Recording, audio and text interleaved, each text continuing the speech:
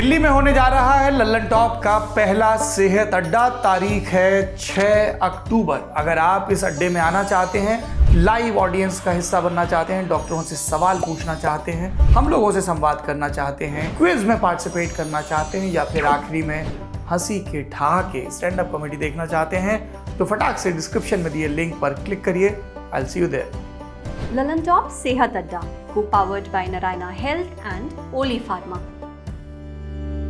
मजबूत हड्डियों के लिए विटामिन डी बहुत ज़रूरी है।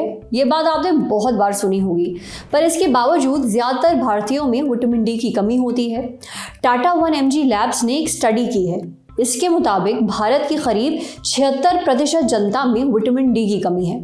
अब जब इतनी बड़ी संख्या में लोग विटामिन डी की कमी से जूझ रहे हैं, तो इसके बारे में बात करना तो ज़रूरी है। अब चौंकाने वाली बात यह है कि विटामिन डी की कमी से सिर्फ हड्डियां ही कमज़ोर नहीं होती, बल्कि कैंसर का खतरा भी बढ़ जाता है। अब ये जानकारी जितना आपके लिए नई है, उतना हमारे लिए भी। आज सेहत में डॉक्टर से जानते हैं क्या वाकई विटामिन डी की कमी से कैंसर हो सकता है, और अगर हाँ तो क्यों।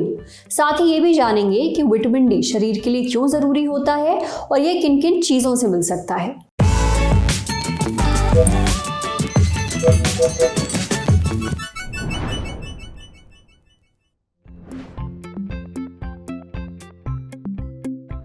विटामिन डी से हमारे शरीर में कैल्शियम और फास्फोरस की मात्रा बरकरार रहती है।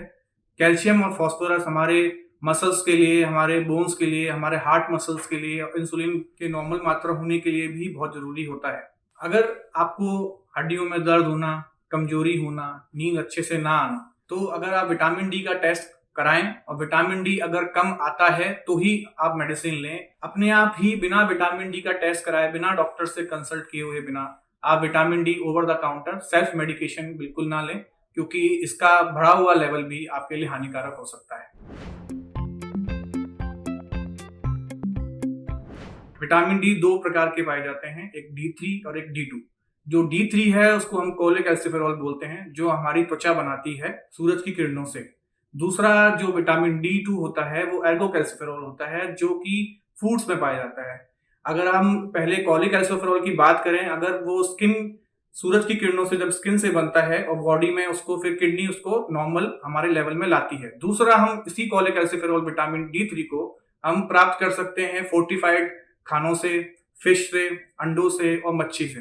दूसरा एर्गोकैल्सिफेरॉल जो कि प्लांट्स में मिलता है, वो सबसे ज्यादा पाया जाता है मशरूम्स में। तो ये भी एक तरीका है विटामिन डी को हमारे शरीर में नॉर्मल करने का, जिसकी कमी हमें खानों से भी पूर्ति हो सकती है अगर हम त्वचा से उसको नहीं बना पा रहे हैं तो।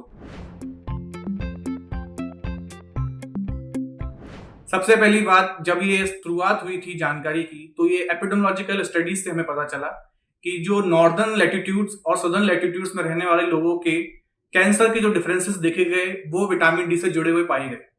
सदर्न लैटिट्यूड में सूरज की रोशनी थोड़ी ज्यादा रहती है, तो इसलिए वहां पे विटामिन डी अच्छी मात्रा में लोगों में पाया जाता है। तो वहां पे कुछ प्रकार के कैंसर ऐसे हैं जो थोड़े कम पाए जाते हैं, जैसे कि कोलोरेक्टल कैंसर और यूरिनरी ब्लैडर कैंसर, ये थोड़े कम पाए जाते हैं। लेकिन अगर आप नॉर्दर्न लैटिट्यूड में देखें तो वहां पे सूरज की किरणें थोड़ा कम समय के लिए रहती हैं कंपेयर टू सदर्न लैटिट्यूड, तो वहां पे विटामिन डी लोगों में थोड़ा कम पाया जाता है।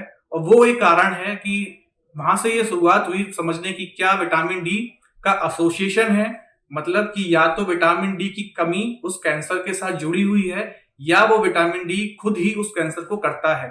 तो इसके लिए ये स्टडीज को फर्दर वर्कअप किया गया और पाया गया रोडेंट्स में, चूहों में, इन स्टडीज को देखा गया कि जब विटामिन डी जो है, विटामिन डी की अगर मात्रा एक भरपूर अमाउंट में रहती है, अगर रोडेंट्स में, चूहों में जब देखा गया, तो उन्होंने पाया कि वो कैंसर की सेल्स को ग्रोथ को रोकता है, जो कैंसर सेल्स बन गई हैं उनको मारता भी है, और जो कैंसर सेल्स को अगर जिंदा रहने के लिए जो अलग से ब्लड सप्लाई चाहिए, वो उसको भी विटामिन डी रोकता है। लेकिन स्टडीज में ये एक और चीज पाई गई है कि अगर ये विटामिन डी कम है तो ये इन कैंसर्स के लिए प्रोटेक्टिव है, लेकिन अगर ये विटामिन डी ज्यादा हो जाता है तो ये कुछ कैंसर्स भी हैं जो विटामिन डी कर सकता है, जैसे कि मेंस में प्रोस्टेट कैंसर्स। इनके लिए जो स्टडीज हैं, जो मेन स्टडीज हैं जो ये कंफर्म कर सकती हैं, वो रैंडमाइज्ड ट्रायल कंट्रोल्स होते हैं जो अभी लगातार चले जा रहे हैं। उनमें से कुछ रैंडमाइज्ड ट्रायल कंट्रोल और कुछ स्टडीज ने ये पाया है कि विटामिन डी जो है वो कैंसर की सेल्स को मारता है और कैंसर की सेल्स को फैलने से रोकता है। ये एक प्रमाण जो मिला है स्टडीज में, इसको अभी और पुख्ता करने के लिए और स्टडीज चाहिए कि कौन सा कैंसर ऐसा है जो विटामिन की कमी से होता है, कौन सा कैंसर ऐसा है जो विटामिन ज्यादा होने से भी हो सकता है। विटामिन डी ना सिर्फ हड्डियों को मजबूत करता है बल्कि कुछ तरह के कैंसर से भी बचाता है। जैसे आपने सुना, अगर आपकी हड्डियों में दर्द है तो इसकी जांच करवाएं और डॉक्टर को ज़रूर दिखाएं। कभी भी अपने आप विटामिन डी की कोई भी टैबलेट ना खाएं, क्योंकि बॉडी में विटामिन डी के बढ़ने से भी दिक्कत होती है। अब बढ़ते हैं सेहत के अगले सेगमेंट की तरफ, तन की बात। जानिए किन वजहों से किडनी की बीमारियों का खतरा बढ़ता है।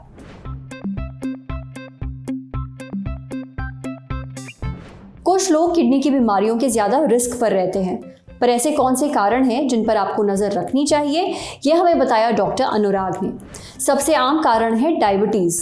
जिन लोगों की शुगर लगातार हाई रहती है और वो दवाइयाँ नियमित तौर पर नहीं लेते हैं, उनमें भी ये दिक्कत देखने को मिलती है। दूसरा कारण है हाइपरटेंशन। बढ़ा हुआ बीपी किडनी के लिए बहुत खतरनाक है। कुछ दवाइयों के सेवन से किडनी खराब हो सकती है, जैसे दर्द की दवाइयाँ। कैंसर पेशेंट या फिर वो लोग जिनकी हड्डियों में दर्द रहता है, वो पेन किलर ज़्यादा खाते हैं। कुछ और कारण हैं जैसे polycystic kidney disease, auto immune बीमारियाँ, बच्चों में जन्मजात कोई बीमारी। जो लोग स्टोन के शिकार होते हैं और सही इलाज नहीं कराते, उनके स्टोन बढ़कर किडनी को ख़राब कर सकते हैं। स्टोन किडनी की पाइप में अटक सकते हैं और पेशाब निकलने में रुकावट पैदा कर सकते हैं। इससे किडनी सूज जाती है और प्रेशर के कारण किडनी खराब भी हो जाती है। इसलिए डायबिटीज़ और हाइपरटेंशन को बिल्कुल भी नज़रअंदाज ना करें। अगर आपको स्टोन की दिक्कत है या फिर पेशाब के रास्ते में कोई रुकावट है तो उसका ऑपरेशन आप करवा सकते हैं। किसी गलत झोला छाप डॉक्टर के चक्कर में ना पड़े, समझे। अब बारी है सेहत के आखिरी सेगमेंट की, खुराक यानी झक्कासी हेल्थ टिप। जानिए रोजाना खाली पेट लहसुन खाने के फायदे। लहसुन बड़ी संख्या में भारतीय खाने में इस्तेमाल होता है। लहसुन सब्जी और दाल बनाने की रेसिपी का एक बहुत ही अहम हिस्सा है, जिससे खाने का स्वाद तो बढ़ता ही है, लेकिन क्या आप ये जानते हैं कि लहसुन खाने से आप कई सारी बीमारियों के खतरे से भी बच सकते हैं। डाइटिशियन शिखा ने अपने इंस्टाग्राम पेज पर लहसुन खाने के फायदों के बारे में बात की है। डाइटिशियन शिखा के मुताबिक लहसुन खाने से इम्यूनिटी मजबूत होती है, साथ ही ये बीपी और कोलेस्ट्रॉल को कम करके ब्लड सर्कुलेशन बढ़ाता है। इससे दिल से जुड़ी बीमारियों का खतरा कम हो जाता है। लहसुन में सूजन कम करने वाली प्रॉपर्टीज भी होती हैं, इसलिए सूजन कम करने में मदद करता है। जो इंटरनल सूजन आती है, यानी शरीर के अंदर सूजन आती है आपके अंगों के अंदर। यही नहीं, लहसुन पेट और खाने पचाने वाले अंगों में होने वाले कैंसर के खतरे को भी कम करता है। अब ये तो हो गई लहसुन खाने से होने वाले फायदे के बारे में बात। अब आप पूछेंगे कि लहसुन खाएं कैसे, क्या केवल सब्जी में डालकर? बताते हैं। डाइटिशियन शिखा के मुताबिक लहसुन की एक कली को 2 से 3 हिस्सों में काट लें और रोजाना खाली पेट गुनगुने पानी के साथ इसे खाएं। आज सेहत पर इतना ही। अगर आप एक डॉक्टर हैं, हमसे कुछ शेयर करना चाहते हैं, तो जो ईमेल आईडी इस वक्त आपको अपनी स्क्रीन पर दिख रही है, उस पर हमें एक मेल भेज दीजिए। शुक्रिया।